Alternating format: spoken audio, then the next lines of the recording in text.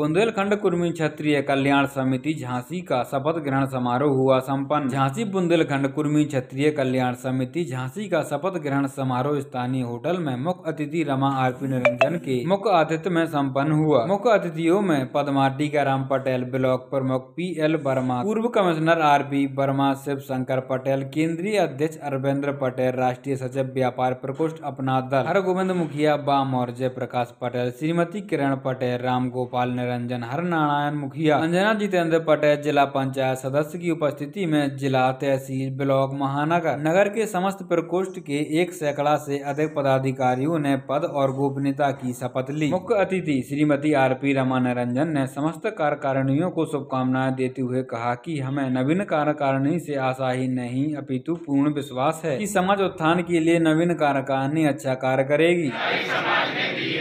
उसे पूरी ईमानदारी, लगन और मेहनत से निभाऊंगा और समाज की उन्नति के लिए हर संभव प्रयास करूंगा। जय शिवाजी। मैं अपना नाम जब मैं बोलूं तो आप अपने अपने नाम लें। मैं आज जिस पद को धारण कर रहा हूं, जिसकी जिम्मेदारी समाज ने दी है, उसी पूरी ईमानदारी, लगन और मेहनत से निभाऊंगा और समाज की उन्नति के लिए हर संभव प्रयास करूंगा। जय शिवाजी। जय शिवाजी। किसी न किसी कैंडिडेट को हमें लेना है। राजनीति के क्षेत्र में यही एक प्रक्रिया है। हमारे सभी भाई जानते होंगे कि जब अगर हम बिखरे हुए हैं, अभी तक हमारे ओरई से भैया जी को आपने देखा है, हम आपस में ही खींचतान करते थे। आज तक भैया जी को हमने आगे नहीं बढ़ने दिया। और राजनीति के क्षेत्र में जब चित्तर सिंह वकील साहब कोच से रहे, उस समय के बाद से हमें लगता एक मूलचंद निरंजन जी आपके राजनीति के क्षेत्र में आए और श्रीमती रमा निरंजन विधान परिषद के क्षेत्र में आई। तो ये सब संगठन और काम के हम किस क्षेत्र में काम कर रहे हैं, हम अपनी समाज में तो करें ही, अगर अन्य समाज में भी कोई गरीब तबके का है, आगे नहीं बढ़ पा रहा है, शिक्षा के क्षेत्र में हो या किसी भी क्षेत्र में, बीमारी के क्षेत्र में, तो हमें उसकी भी मदद करनी है।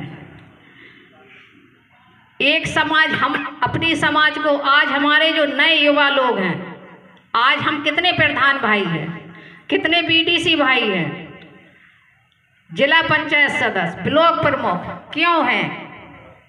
हम सभी जानते हैं कि हमारा संगठन मजबूत है, पटेल समाज आगे बढ़ना चाहती है। अब हम समझ रहे हैं कि हम जब एक होंगे तभी हम अपनी समाज को आगे बढ़ा पाएंगे। तो हमें संगठित होना बहुत ज़रूरी है। छोटी छोटी गलतियां कोई गलतियां नहीं होती हैं। अगर गलती हमने कर भी कहते सुबह का भूला शाम घर आ गया तो ये उसकी गलती नहीं होती है। हमें ईगो, डॉक्टर साहब ने कहा कि ईगो से कोई फायदा नहीं, हम ईगो से डाउन होंगे, बढ़ेंगे नहीं।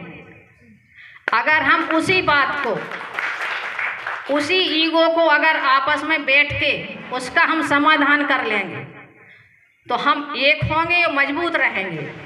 उस समाधान निपट जाएगा और एक क्लियर पोजीशन आ जाएगी कि हम क्यों मतभेद कर रहे हैं।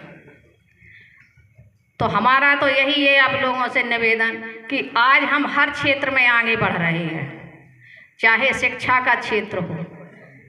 सबसे बड़ी बात है कि पटेल समाज शिक्षा के क्षेत्र में आज हमारी माताएं बच्चों को बाहर लेके पढ़ा रही हैं, क्योंकि पहले हम लोग जमींदारी में मस्त थे कि हम किसान भाई हैं, जमींदार हैं, हमें क्या करना, हम क्यों दूसरे की गुलामी करें।